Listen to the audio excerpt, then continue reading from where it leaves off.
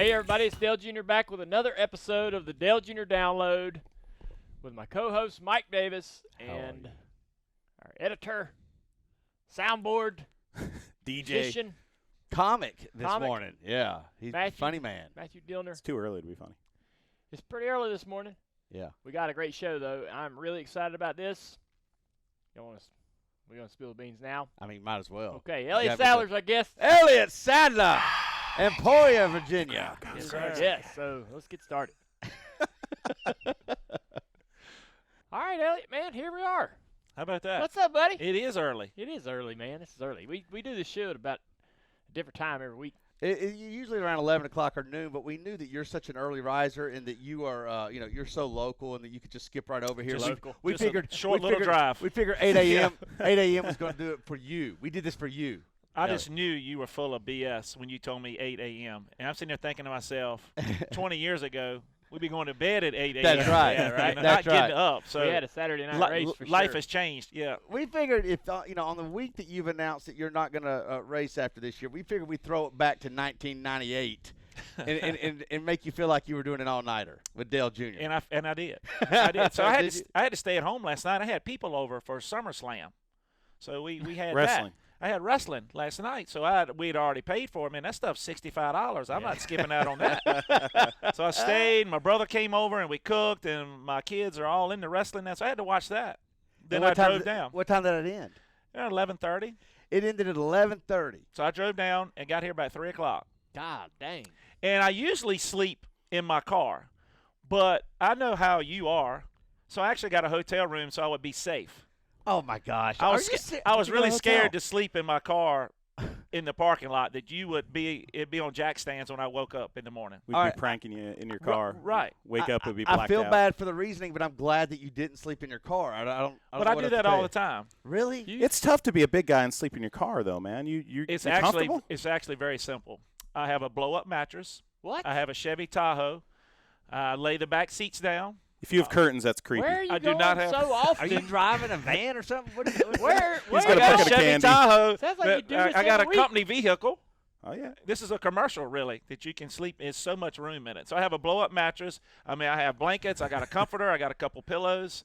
What I do, this is my habit. So I will put my kids to bed, whether it's 10 o'clock, 11 o'clock at night, and then I will drive to the airport to get on the team plane. And most of the time, the team, which is in Statesville, and most of the time the team plane. That's how long? 3.5 hours. Right. Team plane usually leaves 5, 6 o'clock in the morning. So I pull in the parking lot, and I got a spot that I've got picked out where the lights don't shine in. I've gotten used to it by now. And I sleep until I wake up to get on the plane. Every week. Man, this is like. But every other week. I've been doing this for years.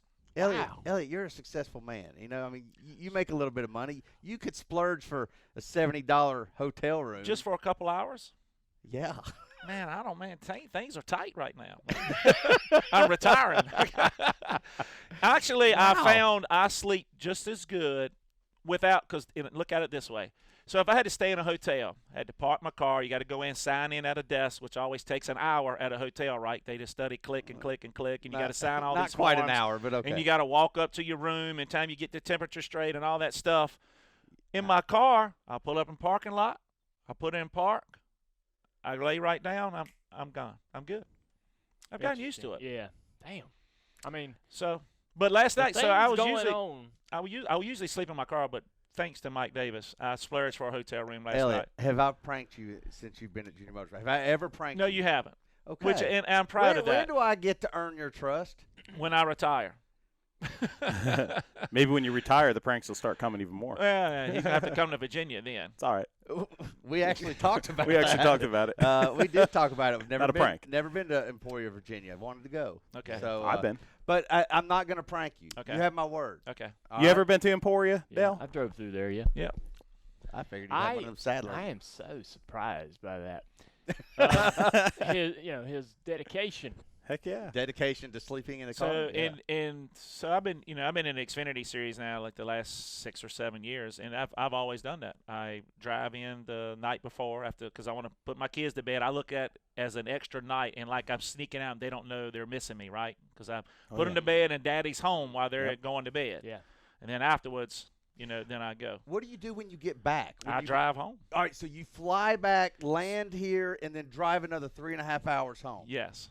That's insane, right? Yeah, but look, it's worth it when you get up in the morning and your kids come wake you up at 7:30, 8 o'clock in the morning. That's worth it. No, I guess I'm not. No. But I do get a mid-afternoon nap in. I guess I just don't know why you don't buy a flight or something to Virginia. So why you come here? The big airport in That's Emporia. a great question. And I have a Emporia great International? Yeah. So we fly into Statesville. There's no commercial flights out of Statesville. So I'll drive an hour to Charlotte, go through baggage, get on a plane, fly to Richmond, and then have to have a car to get me back. I mean, it's too much. Didn't you have a plane? I do, but I lease it out. Whoa. You have one. Right. You have one now. Yes. And you do all this and you have a plane? Do you know how expensive it is to have Yeah, but you have a plane. Man, it's hard. Junior, what are you thinking about all when this? do you ride your own plane? So I have a deal with Junior Motorsports. I fly my own plane to road courses because I bring all my spotters with me. Okay. So that frees up seats for you guys. And then I even have some of Justin Allgaier spotters that like Frank Denny and those guys. They all fly with me on my plane, so I can take my plane to the road courses. But I fill them up. Do you love road courses? It makes you love road But courses. otherwise, your plane's being leased out. Yeah, it's leased out all the time. It's All like the Blake time. Sheldon used it forever doing it because he could afford to do that. And I fly it every once in a while. When my family goes, I'll take it, but which is on a You limited use it on basis. vacations and so forth. Well, we don't Lord, really go no. on vacation. Yeah, bet he makes his family sleep in the car on vacation, to be honest with you. Wyatt, you just shut up. You stay back in the back seat. Just Thrifty. Thrifty? Yeah. It's Honestly, I've been doing it so long. The drive from here to Emporia doesn't feel like that long because Okay, I got check gotcha. stations in my head, and I can tell you like what every food is at, like every exit. Yeah. But I got once I get it to here, it's not that far. Okay, now I'm You getting never close get- to home, and you never get sleepy. You never get. Well, what do you do to stay? 100%. I mean, sometimes I get sleepy, and I got certain places I'll stop and just take a little nap real quick on 85. You are hardcore, man. You are. Well, I don't know. It gives me more time at home. I get it. I get that. I mean, man So, has a plane. It's funny about it is, I don't live in Charlotte, That's right. so I have to, do different things to accommodate. Well, if anything, it just speaks to how important Emporia, Virginia is to you, and I mean that in seriously. Right. I mean, like you. So I lived in Charlotte. We all lived down here in Charlotte together, and in 2007, my mom got diagnosed with breast cancer. And I called Ray Evernham, and at the time I was driving for him, I said, look, my mom's sick, which we can talk about this story later, how he and Rick Hendrick actually helped save my mom's life. But my mom's sick, you know this. Do I have to be here at the shop every day? Does it really matter to you? I really want to move back home and help take care of my mom. So he's like, no, you need to do that. So I put everything up for sale that I had down here, sold it like that, and moved back home and moved back actually in the house that I was living in when I was running late models and stuff like that. Wow. That's what you live in now. And that's what I live in now, which is expanded now. You'll see with a wife, she don't like the bachelor pad house. We need we got to have the right bedrooms and the right everything. Yeah. So we expanded, but it's the same house, same property that I was born Did and you raised go on. out and grow your own trees so you could have the wood to build your house? So let me tell you what we did. That sounds like a Sadler thing. So rule number one for me in my house was no landscaping, no bushes, no anything, because I didn't want to keep up with that crap. The last thing I wanted to do when I got home from a race was pull weeds, right? So we just cut grass right up to the house all the way around. And my mom would give me a tree for Christmas. I get a tree to put in my front yard. I'd run right over it with the lawnmower. I don't want a damn tree. Right. We don't need a tree. Don't want a tree. When I got married, and now I got beautiful landscaping. The Sadler Green program. I got to have it. Not my idea, but we got to have it. Yeah, buddy. Well, I tell you, what. You know. Oh, I know. You wait. I ain't got to wait. It's happening, man. it's happened. Yeah. Hey, go back to what you said there, with your mom. Let's touch on that because, I mean, I really think a lot of people don't know, Yeah. The racing community, how they really stepped up for your family. So I'll tell you a cool story, and I say this a lot, and I'm not saying this just because Dale's here, but I have the best owners now between you and your sister Kelly, but also Mr. Hendrick. So in 2007, We're in New Hampshire on a Saturday night. It's like 8 o'clock at night. My brother is actually staying with me on the bus, and my mom calls his cell phone and is just crying so bad that, we can barely understand what she's saying. So actually, while he's on the phone with my mom, I call my sister, who is at home, going, what is going on?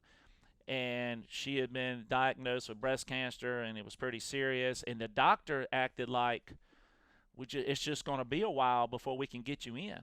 We know you have lump in your breast, and we know it's cancer, but it's just going to be a while. Our schedule is full. Jeez. So I called Ray Evernham, and he says, man, I'm going to tell you who you need to talk to. You need to talk to Rick Hendrick. He said he's got a lot of connections. So on a Saturday night at 8 o'clock at night, I called Rick Hendrick's cell phone. Ray Evernham gave me his number. And I said, Mr. Hendrick, I'm sorry to bother you. And I told him the story, what was going on. He said, are you going to be around your phone for a while? And I'm like, yeah. He said, I'll have my doctor call you tonight. I'm like, a doctor's going to call me tonight? Yes, a doctor's going to call you tonight. And it was Dr. Limentani, who's from here in Charlotte. So he called me 9:30 that night and said, when can you have your mom here? I said, whenever you ask. He said, Monday morning. Wow. I said, she'll be there Monday morning. So that's when I flew my own plane a lot and all, too. So we put my mom on the plane and flew her to Charlotte to see Dr. Limentani, who's one of the best doctors there is for cancer. He heads up all the cancer research. He writes all these books. And he's big buddies with Mr. Hendrick. Yeah. So Rick set all of that up, and it was very aggressive, and she beat it. Yeah. And 100%. We didn't have that connection with Rick to Dr. Limentani in Charlotte, my mom wouldn't be here right now. Man. At all. What an amazing story. So it's cool that, and Dillner hit on it, the family atmosphere of the racing teams is awesome. There's a lot of stories like that about Rick Hendrick. He That's does. for sure. When it comes down to it, he goes and takes care of a lot of people.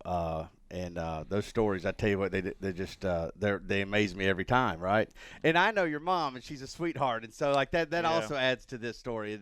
I remember when your mom and dad would be here at the shop, and I had such a good time taking them around the shop. But they're awesome people. Yeah, she's so down to earth and so much fun to be around. And when we're at the track, if she sees Rick, she goes up and gives him a big old hug. Better believe it. But what's cool about that is Rick's from our area. He's from South Hill, Virginia. Of course. So he and my dad knew each other in high school. Yeah. Oh, really? Yeah, and then they both got in the car dealership together, business together. Not together, but around the same time, and of course grew apart and all that. But it's neat that it all kind of came back together for that. So my mom now to this day still comes to see Dr. Limentani and his partners to get checkups. That's awesome. That is awesome. So speaking of South Hill and Rick growing up there, my grandfather Robert G is from there too, and him and Rick knew each other back when my granddaddy worked a gas station, owned a gas station or something. Rick bring his car over there to get fixed up when he's 15, 16 years old. So the G's, my mom's side of the family, from right up in there too. Yeah, they actually helped put bodies on some of my dad's race cars back in the 70s. Wow. So they've been hanging bodies for a long time then, those G's. Yeah. So Absolutely. It's a pretty cool little group. You talked about your brother coming over for SummerSlam. How about that? He lives up there too, huh? He does. He lives up there too. How close to you? We live 10 minutes from each other. I'm still out in the country, and he lives near his in-laws in town, close to in town. We're 10 minutes from each other. So it's neat. He brought his whole family up last night to the house, and we cooked and did all that stuff and watched a little wrestling. Is he as thrifty? Because I know he travels as much as you do. Because he does. He does, but he does mostly commercial stuff out of Richmond. I guess the TV deal is different. If they pretty much give you an allowance, or they give him an allowance, and he spends it however he wants. Right. Which he's pretty smart. He's always stayed with me on the bus, so he takes the allowance money from the hotel and puts it in his pocket. He uses my rental car if he needs it, and if I'm flying, he'll fly with me. But he flies a lot of commercial out of Richmond. Yeah. So to answer your question, Dale, he's just y'all thrifty. spend a lot of time together the weekend. Yeah. Race weekend. Yeah, we do. And he stayed with me this weekend. Of course, he did the truck race, and he just stays on the bus with me. And then he stayed over Friday night from our race when he heard I was going to get to do the command and all that. So he wanted to stay there and be a part of that. And what'd you think about doing the command? Man, I started crying when they told me. And that's a big honor for me, man. I can tell that was that was pretty cool. When they told me, they surprised me with it. Was yeah, that's something you don't think of as a kid. My dad took me to that racetrack as a kid as a fan, and to watch all these races with him with Cale Yarborough and Darrell Waltrip, and then years later get my first Cup win there, and then get a couple wins there in the Xfinity Series, and I won a race there in 2012 for Richard Childress in the Xfinity car. It was actually the first time my mom was at a victory lane with me since her breast cancer stuff. Wow. So Bristol has a lot of emotion with me for a lot of different reasons. And when they told me I got to do that, I was I got emotional about it. Man, for a few, this is, I love this track, and this is the last time I get to race on it. And then, man, I got to do the command. Well, I can't do it bad, man. I got to I got to show some energy. Yeah. So I had to kind of turn that switch on. You leaned into it. I had to, man. Yeah, you got to. That's the way he did at Daytona, man. You get that moment in the moment. Let me ask you this: when you found out you were going to do it, in the time between that and when you did do it, was you thinking about how you were going to do it? Yes. And then when you get in there and you do it, it sort of just takes care of itself. It did. Because adrenaline was pumping. I was talking real fast. So, yeah. Oh, my God, we're here. Let's go. Let's go, man. Ready. So how different was the actual delivery from what you had anticipated? Way different. When I read it back on tape, I was like, holy cow, I was speed reading. Yeah. What was I doing? Oh, that's so good. I had it made out of my head. I wanted to thank Food City for doing it because Mr. Smith has been friends of mine for 20 years. And also, I want to make sure because they were giving up their right, as the sponsor of the race to have a person doing on the start finish line to let me do it. So I got to thank them, and I always thank the military because that's what we do. And then I wanted to say something to my wife and kids at home, and then I wanted to get it, hit it. I want to get it right. Yep. And next thing I know, I was going, he's an auctioneer. Yeah. It's hard not to do that. I did the same thing. Yeah. I was like nervous. I was about pumped. it. Yeah, I was nervous. And then when it started happening, and I'm like in the middle of saying it, I'm like not nervous at all, and I'm like wanting to scream. It's so funny. It's got to be another level of anxiety when you're doing it right before your race. And I can't imagine you ever even wanting to do a command to start engines from your race car with the race about to start, right? Yeah, it was a lot going on at one time. Yeah, I bet. Do I put my helmet on? Do I take it off? Do you want me to do this? Do I key the radio? Do I have a mic? Does the live mic work? I mean, is it working for TV? Is it for the live?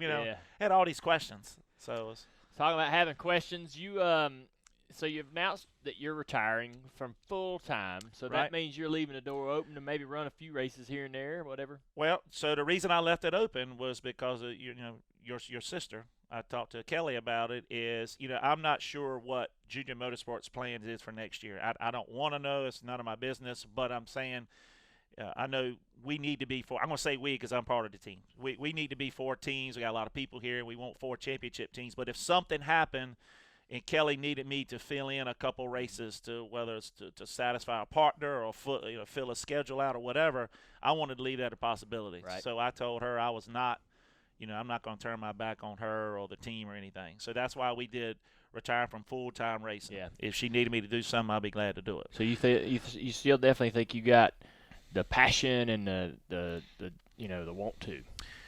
I have the passion, I think, to run a couple races. I don't have the passion to run restrictor plate races anymore.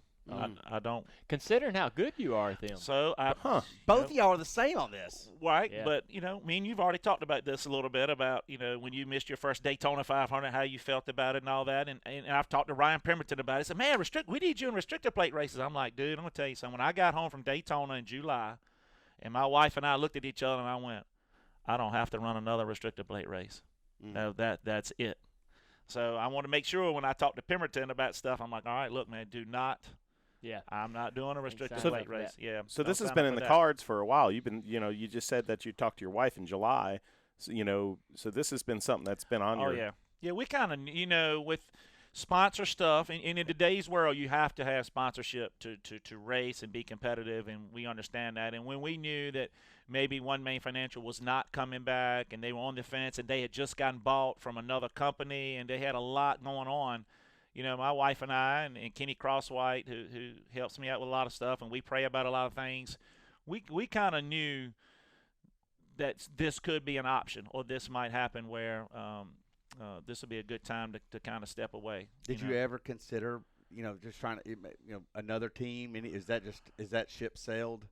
I'll tell you what. I've gotten offered. 2 other teams have asked me about driving. Wow. Okay. And good people, nice people, friends with them.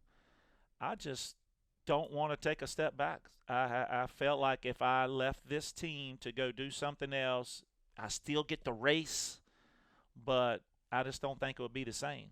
I got so many friends over here now, and I've been here this will be 3 years, and competitive team, and I love my guys. I just don't want to take a step back just to say I'm a race car driver or just to say to race. I'm in a really good situation right now. Yeah. And I just don't want to go that direction. It's got to be hard. I would imagine. You tell me. I mean, I kind of went through it with Dale, just the roller coaster and just the indecisiveness and the seesawing going on and weighing like of the pros and cons of, do I keep doing it? Do I not? It's emotional, isn't it? It is. It was real emotional there for a while, and but I think talking about it and communicating, I don't, I like doing that. I have an amazing relationship with my crew chief. I love Kevin to death. He and I have been talking about this for a while. I'm like, look, dude, this is what's going on.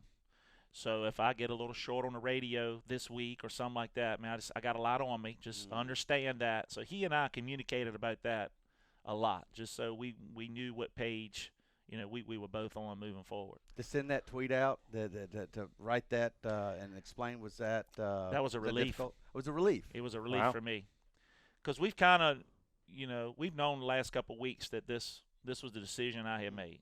I had told my employees, earlier, just to I want everybody to get a heads up, everybody know what's going on.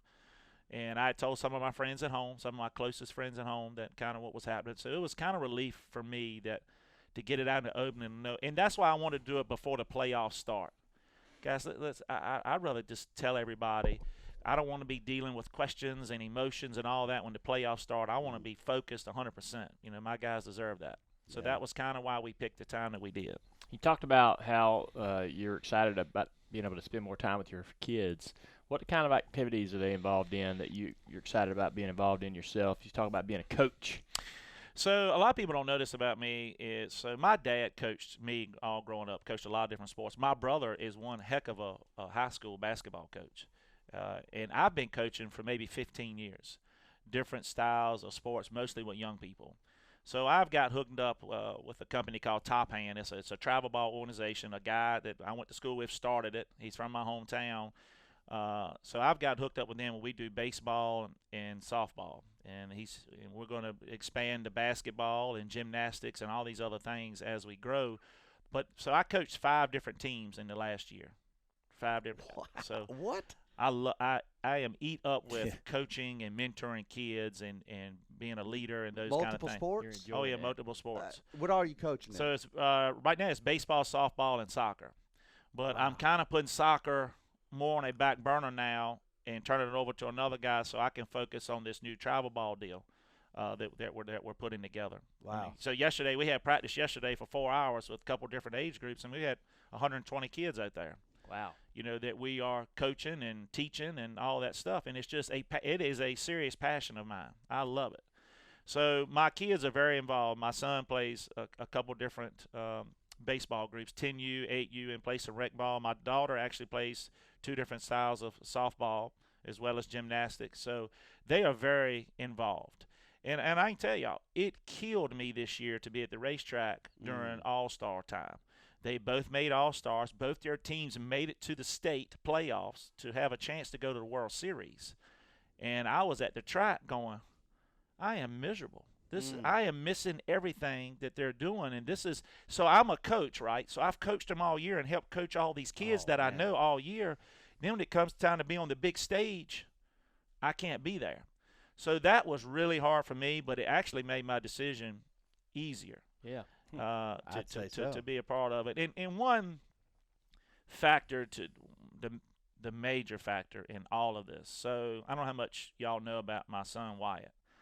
So when my wife was like 20 weeks pregnant, we went to find out what the sex of the baby was going to be, a boy or a girl. So they came in and they told us, you're going to have a boy. They said, but you need to stay and talk to the doctor. There's some issues. Mm. So the doctor came in and explained some stuff to us. His intestines had a crimp, like a garden hose when you crimp it. Mm-hmm. He had that in his intestines. And he said this is a signal of a few different things. He could have spina bifida. He could have Down syndrome. There's a few other things that they listed. We're going to send you to a specialist in Richmond. So we went from the happiest day of our lives to, oh my God, I'm devastated. Mm. So we went and saw the specialist, and he helped us, get through to when now Wyatt is born. So we know when he is born, as soon as he is taken, he has to go immediately into surgery. We couldn't even see him. So it's right out of Amanda, straight to surgery. So he had 2 surgeries, and we're in the NICU for 3 months, and I'm having to leave every weekend to go race. God. Oh my I'm gosh! back on. I didn't know this. My wife is living in the NICU. We have a room at the Westin because we have to leave every once in a while when they do shift change, so we'd have to leave. So I had to watch my son go through all this. So the doctors are telling us, all right, because we have to give him, he couldn't eat, so everything was being pumped out of his stomach, so they had to give him his stuff through his IVs, and they're like, look, he's going to be, his manual dexterity, it's called, his motor skills, he's going to be way behind. He's not going to be athletic. He's not going to be able to run. He's not really going to be able to throw. He's not going to be able to do all these things because he's been laying in a NICU for so long while other kids are developing. So he's going to be very underdeveloped most of his childhood. So that's what they're telling us. So I'm an athlete. I played 6 sports in high school. Man, I'm devastated with all of this. So anyway, he gets better. We get to take him home. We go through some issues, but we get him home. Well, he gets older and starts playing sports. And I'm like, man, he's holding his own. Yeah. But then he really fell in love with baseball in the last couple years, and he's got a niche. He's got it. So we can see it's not just my dad. It's not that dad thing where everybody's kid is good. Everybody's an all-star, right? Right. Everybody's coming to me going, look, dude, your son's got it. He's got the tools, and he loves it. So we can push him. We can push him really hard. So seeing all that from what he, fighting for his life, the visions in your head. I remember him on the operating table like it was yesterday with them driving needles all in his foot and intubated with all this stuff down his throat, to now watching him on the baseball field. Oh.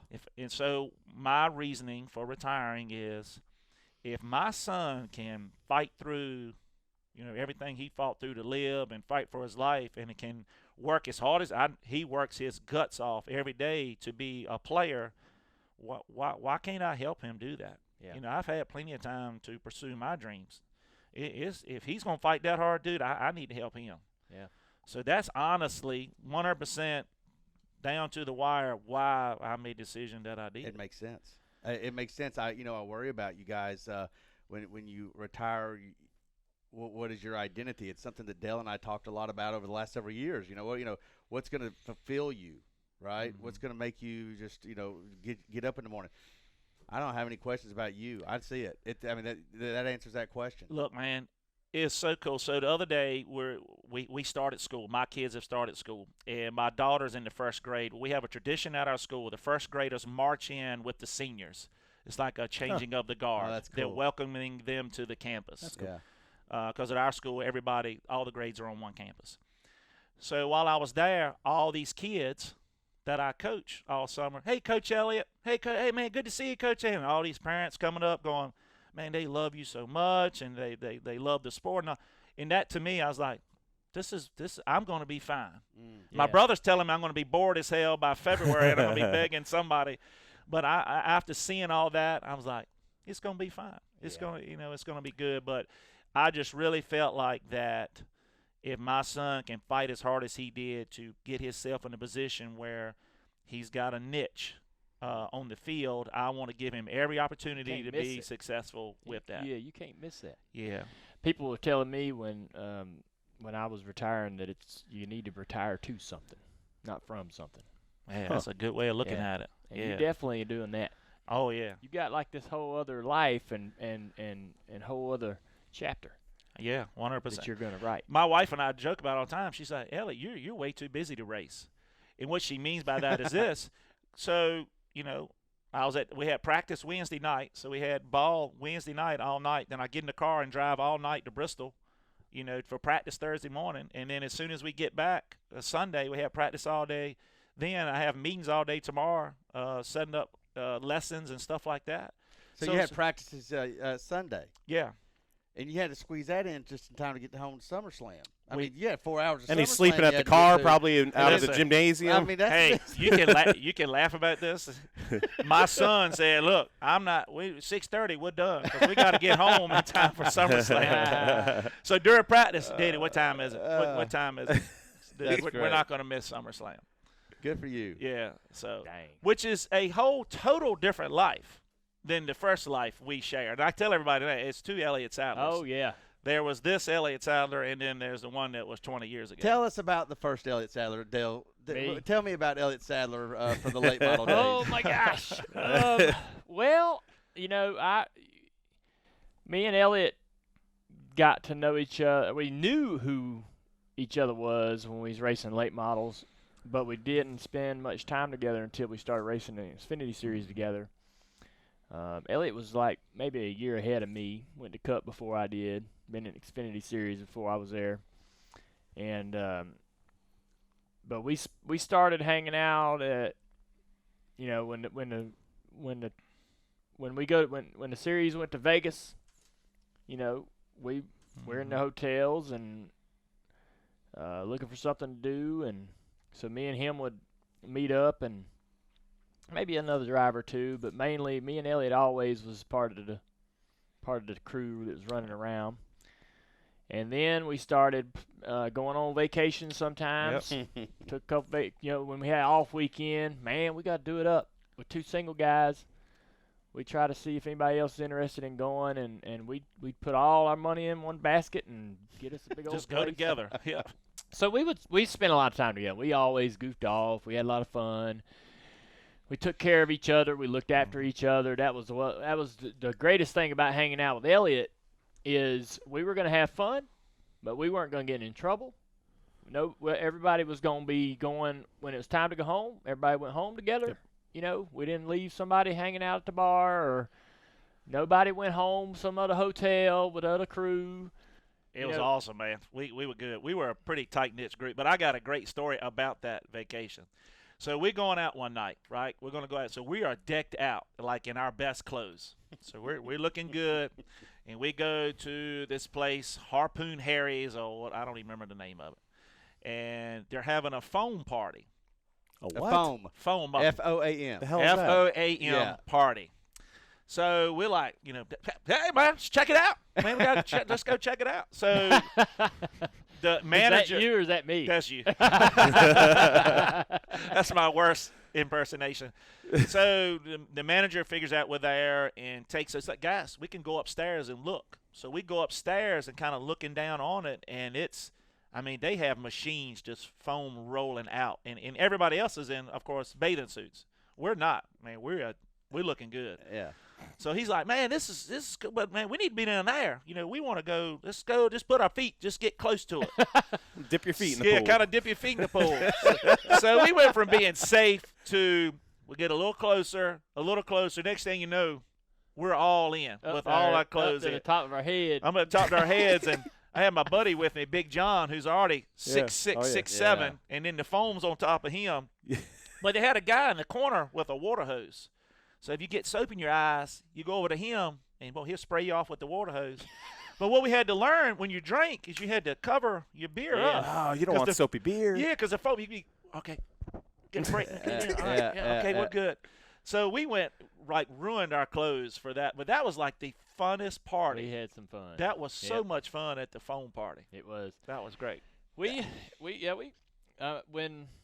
we was always trying to get the VIP table at the clubs in the Vegas and all that. Yeah.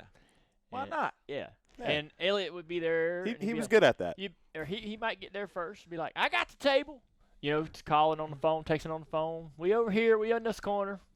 Or we get there first and be like, all right, Elliott, we over here, man. This is where we at. Find us over here. But we just spent a lot of time having fun, cutting up. And it was good times, man. It was. Nothing more fun than Vegas. Vegas with Sadler. Last time I was with him in Vegas, I ended up hanging out in a suite with the Golden State Warriors all night. Holy crap. Like back when they sucked. Yeah. But it was, I mean. All right, so look, I got another phone party. So What? Yeah, I I went to yes, another I phone only party. been to one. no, I know this. I'm sorry, you weren't involved in this one. My wingman. So we go to this phone party, and then 6 months later, they're having a phone party at the Have a Nice Day Cafe in Richmond, Virginia. Oh, yeah, boy. been there. Phone party. I'm like, guys, boy. all my buddies, all my buddies. And I'm like, hey, we've been to one of these. We know how to dress. It's going to be good. So we get bathing suits, flip-flops. We went and bought floaties, to get on your thing, like a snorkel. Yes. I was like, dude, we're going to be right. So we stopped and had a pregame on the way up there. So we walk in, we're going to be ready. Well, we walk in to Have a Nice Day Cafe, and it's like the record stopped. They had a foam booth, not the whole party, a booth, like a phone booth. Like, wait, a phone with an N? They had a phone booth with foam In it. dripping like one. The one that we went to, it was pouring in like a waterfall. And it was the whole So you guys room. show up It with your was damn swimmies. It was like the whole shop, the whole room, the one we went to. We show up at the Have a Nice Day Cafe. Everybody else was dressed like we were at the Nice other. clothes. Yeah, we had the wrong setup in. We were screwed up. They all had nice clothes in. We walk in with floaties and a rubber duck thing around your waist. Oh, my God. That is so So- funny. All right, so to finish that story, me and two of my buddies get in the phone booth, and it's dripping, and we're so tight in there, our bellies are against the glass, that the foam can't get to our feet. It's like blacking up from our belly up, and we're just against the glass, like this, with your face against the glass. Holy crap. So I've been to two phone parties, and I've been dressed wrong both times. Just humor me and tell me Brett Griffin was in that phone booth. Tell me he was. I don't was. think he was there for Oh. that. He wasn't there for that one. All right. Yeah. Well, good phone stuff out of Elliott about Sadler today. Had no idea. That's just for our entertainment. I'm just intrigued, man. That's Now I good. want to go to a foam party. I can't even get it. That don't even get me excited anymore, man. I remember back, if this was 2004, Yeah. it's Monday before an off weekend, Mm. we would be chomping at the bit because Yeah. we had somewhere we were going to go. Yep.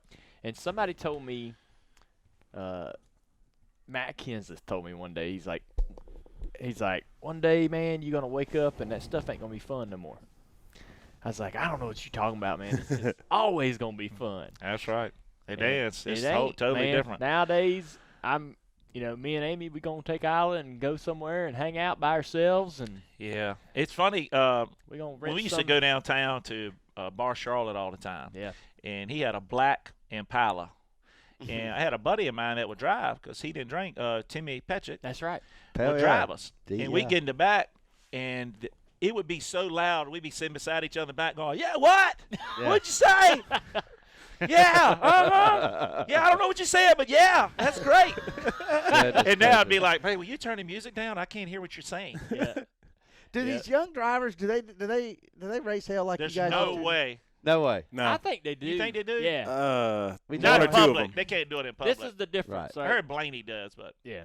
I think that social media, cell phones, camera phones, all those things sort of corral their perception of partying hard. They think they're partying hard. They think they're raising hell, but it's a different time. Yeah. And I think that they have to, I don't know. they got to be careful, man. Yeah, they got to be Yeah. careful. What would it have been like if social media would have People been around ruin when it. you guys were running Oof. hard in 2002? We'd have been hanging out of 2003? their bus a lot more. Yeah. Yeah, I guess People so. would have probably been pretty critical about our focus. Yeah, you never heard that once Yeah. in your life. Hey, I own it. I own it up, buddy. My focus wasn't always there. But we probably had more fun in 2004 than any other year, and we did win 6 races. I always used to say that. There you go. And I won 2 races and made the chase. That's There you right. go. That was Statistics. big for I us. always felt like I ran better if I threw a good drunk at some point in the week. Well, look. See, my spotter always told me, Brett's like, because Yeah. you used to qualify on Fridays. You come into a place on Thursday night. Look, now you got to go get drunk tonight because if you get drunk on Thursday night, you got to concentrate more in the car on Friday. We always qualify better when you get drunk on Thursday night. That Really? was his thinking. That would be his thinking. I didn't have any real science behind it, but I knew that when I didn't, if my nights was like Monday night or Tuesday night, Yeah. and if I went out Tuesday night, I ran better on Sunday. The weeks that I didn't do anything and I sat around home, I didn't run good. I don't know why, but it just seemed like that. Pressure relief. Yeah. Man, see all this stuff that we're gonna miss, right? It's like, we know. missed it. It's gone. Yeah, That's it's just gone. sales, Bye-bye. right? You got new ways to have fun. Summer right. slams at night. So we're still having fun. We're just doing it in a different way. just different way, Yeah. right? All right, the rest of this year, you gonna get after it, right? You know what? This year has been fun, but been a little tough because of my guys. And I know Dale can allude to this. You know, when you see your team and your guys putting in the effort that my guys do, you want them to reap the benefits and see all the accolades and be in victory lane and get the recognition they deserve. And that's my number one goal. It's not about me, the next how many races we got left. It's about telling my guys or showing my guys or seeing my guys in victory lane holding the championship trophy at Homestead, you know, those things that come with it. And that's my number one goal moving forward, which it always has, man. I've told Kevin many a time, man, I'm sorry I screwed the last restart up, or I didn't communicate well. You know, one thing I've learned in my career is when I was young, I used to think it was always the car.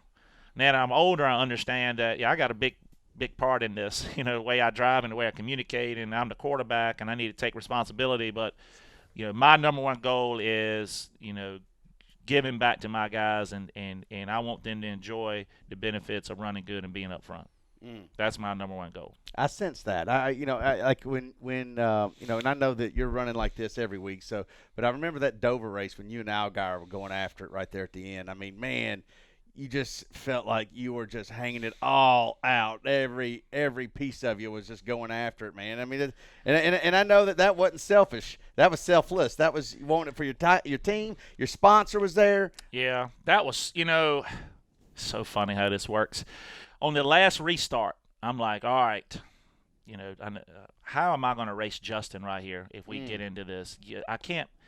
We need to race each other hard, but I can't be stupid. And then we were getting that close to the end, and he was starting to move up some and taking my line away, and I was trying to create another line, and I knew I was going to be loose up under him, and I knew all this was going on. And coming to the last lap, we were going into backstretch, and I'm like, I just got to go the opposite direction he goes, and let's see what happens. So he went high and got blocked, and I got under him, and I remember being in the middle of the corner going, how hard – you know, and it happens so quick, but I got to give it throttle and just see if it sticks. And I got loose, and then I'm like, stay in it and wreck both of us, or, you know, it's so many things that weigh through it, and it's so different when you race, you know, your teammate. Yeah. So it was so many things going through your mind in such a short period of time. But and then when it's over with, you're like, you know, maybe I should have tried this, and maybe I should have done that. But it's tough sometimes. Bristol was like that the other night, coming to the last lap. Through the middle of 3 and 4, Joy was on the bottom. Justin got loose in the top. I thought about putting it in the middle. And I'm thinking, I'm going to wreck both our cars right here, and the shop's going to be really pissed at me, and I got to show up Monday morning to film with you guys. Yeah, I got to be careful. I got to be careful right here. Yeah. Oh man, Dillner, he's thinking about us there in the middle of racing 3 wide at Bristol. I kind of added that too. Yeah, I mean, yeah. you're always thinking about us Yeah. during the middle of a race. I mean, who wouldn't, you know? I got one last question. This is always something that I'm just curious about because of my own personal thoughts and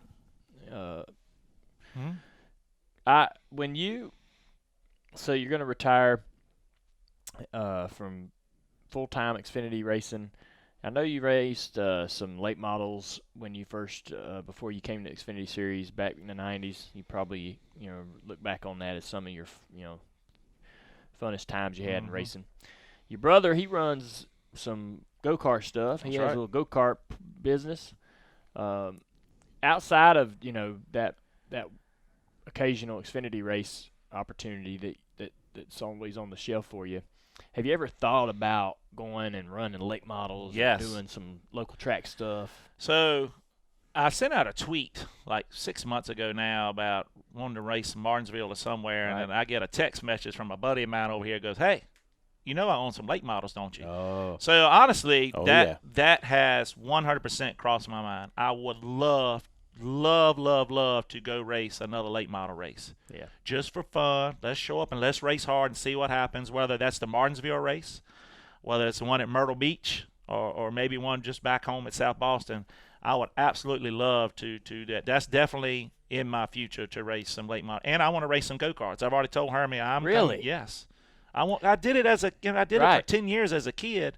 And there's so much hype around it now, and money and prestige, and these guys the trophies are bigger than the ones we get. So I'm like, I want to race a few, not all the time, but I want to go race at a couple of these, big go-kart races. Man. All right. Well, I know you have some late models. I do. So I got to work. Oh, there out you go. something. Work on a deal. We got to work out something. We do got to work something out if you're serious. But if you do go run late models with someone else, or you do run these run a go-kart race, you got to let us know when it's happening. Okay. Yeah. All right. All right. I can do that. The thing about it is a lot of people it's kind of like similar to Bill Elliott coming back and running this road course. Is that race. cool or what? That's the way people are going to It's feel. awesome. Yes. Well, that's the way people are going to feel when you run that go-kart. So That's I got the a way question people for are you. going to feel when you run that late model. So I got a don't question let that for you. happen without us being able to pay attention. So if Dale Jr. decides to go race a late model at Hickory, you going to tell everybody, or you just going to show up on a Saturday night? You don't have to tell everybody. You can tell me. No, I'm saying if He's you. asking when I you know. I said if you. That's what I'm saying. I'm not going to tell everybody, but I might tell you. Oh, okay, all right, okay, I'm good might with say, that. hey, If Elliot. if I'm in, see, I Is he made gonna have my an day. alias? I'm in the circle. Yeah, I might just be race like, with an alias. Hey, Yeah, but race with an alias. Hey, friends. Ralph G. Hey, friends, I'm doing I'm this. racing this Saturday night. Come check Come this out. check this out. If he was in a race, would it make you want to do it? I'd want to come watch. If You it's- wouldn't want to race with him? Yeah, heck yeah, it'd be hard for him to get two late models together, but heck yeah, that'd be fun. Yeah. I'm telling Like you. if We he need to was go gonna- run the Martinsville race together again. I know. Like we did back Yeah. when we were teenagers. I need to just go try to make it on time for once. So That would look, be I nice. won that race. I won that race in 1995, the Martinsville race. And as I took the checkered flag and I come around, I see my engine builder walking across the track leaving. It's like, wonder why he's leaving. I'm sure they're going to pull us down. Yeah, we had angle mill heads. Oh, yeah, that didn't work. That's why he was leaving. That's why he was leaving. He was like, oh, crap. Yeah, we pulled his motor out the next week and went to Don Kowalski, and he built my engines for the rest of my little career there. Elliott Sadler is a late model driver. It was hard to beat him, right? You've told me that before. We were good back in the day, Yeah. man. Yeah. It was fun. He We had a good great. team. He had a great car, Yeah. recognizable car. When the car, I don't know why, but so you would when you race late models back then, you didn't know who everybody was, but you knew what the cars were Oh, yeah. because you would. Yeah. You would see pictures of the cars all the time in publications and so forth that you're reading about late models. And, oh, yeah, that car, I've seen that car before. He runs good. He runs at South Boston. Oh, yeah, that guy wins South Boston all the time. What's his name? It's Elliott Sadler. All right. And then, so they would come to our races. We'd go to their races. Barry Beggerly and those guys. yeah. I mean, everybody would be racing at everybody's tracks at some point. So, but the cars were as recognizable as the names, if not more so. What's in breaking news right here on Breaking the news. on the download. I'm going to ask the CEO of One Main if he will let me have my own paint scheme for Homestead. Dang. Oh, yeah. And that's the paint That's pretty scheme cool. I want Slip to put. in. Well, no, I would no. It'll be they're One Main on it, but I would like to have it the slip-in colors. Just That's what for- I'm That'd talking be about. cool, man. I would love that to happen. That'd be my dream kind of thing. Man. But I don't, I know it's tough because it's not their colors, and I understand the money and effort and everything that puts behind it. But Hey. I'm still going to call and Worth it, ask. yeah, it Listen, doesn't I hurt to think it ask. worked out well for Exalta last year when they put that old Budweiser paint That scheme was on his awesome for car. them. Yeah. That was I think neat. it worked But out well. It's fun it just for- is so many memories with that paint Yeah. scheme. And Dale hits it right on the head because the way the publications are a huge picture and then the names are being little print. Yeah. And so you just kind of look at the pictures and see who was doing what. There's so many memories with me with that paint scheme that I would love to run that at Homestead. Yeah, I think it'd be the icing on the cake for me. So anyway, See, the thing about, to make sense of what I was trying to say is in today's world, the Cup guys, everybody's cars are different every week. Yeah. The car doesn't pair with the driver like it used to. But in late model days back, and even today, the late model guys don't have different paint scheme every week. They got the same paint scheme all year. Yeah. So the car, the driver go hand in hand. Mm-hmm. Recognizable. Well, man, I hope that works out for you. That would be a great way to go out. Well, a great way to go out would be able to hand you a damn trophy. Well, there you go. Trophy. Yes, sir. That'd be a great way to go out. Yes, sir. But we're gonna try to, been make that close. happen. We've been close, and what that gives me confidence because we know how to get there. And you went through a tough one last year. I told you, man, a little time passes, you're gonna get over it. You're gonna get your head right.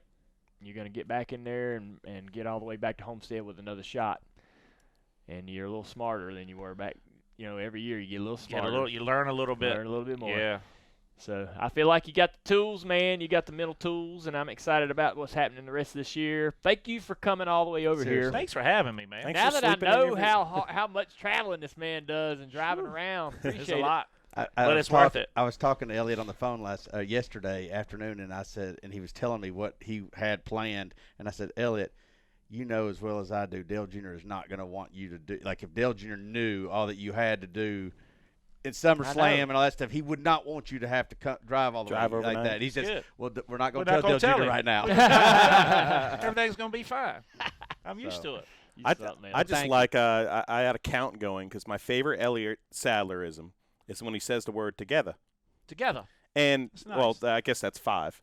That's I had a count going on my page, man, because I'm like, I wonder how many times Sadler's going to say together, and it was only like 4 or 5, man. Like I'm going to miss that. I'm just going to say it right now. Like we're all going to miss you behind the wheel, and we're all going to miss that.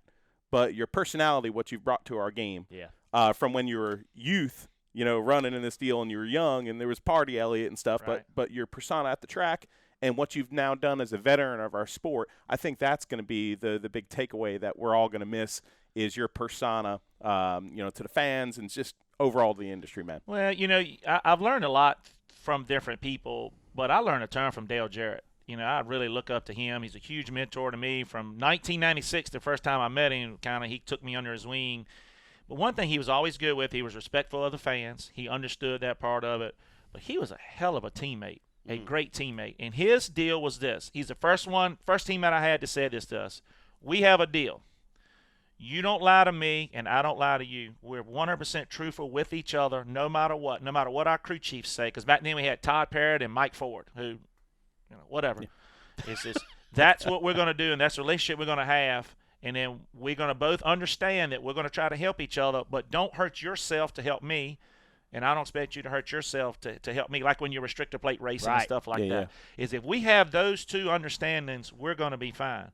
And he was exactly correct. And so I have that same talk with every teammate since then, the same exact talk. I'm going to be 100% truthful with you. You be 100% truthful with me. Don't hurt yourself and your car to help me. And then if we understand that, then I don't do that as well. If we understand that going in restrictor plate races, we're going to be fine. And ever since then, with that idea in mind, I've always had a great relationship, with most of my teammates, about all of my teammates. Yeah. And I want to be that guy. He was so nice to me. I want to be that guy, like here at Junior Motorsports, when they were asking me when they were bringing William Byron on, will you help him? And I remember sitting on the plane with him, us looking at videos and talking about pit stops and restarts and stuff all the time. I love that part of it. I don't know if that's the coach mentality. That coaching side. There you go. I absolutely loved it. Because I remember Ryan Pemberton telling me, going, look, this kid's coming on. Won't you help him? Can't wait. I'd love to. I love that side of it. Elliott, thank you so much for being here, buddy. I really appreciate it. Glad to be here, my man. Yes, sir. Yes, sir.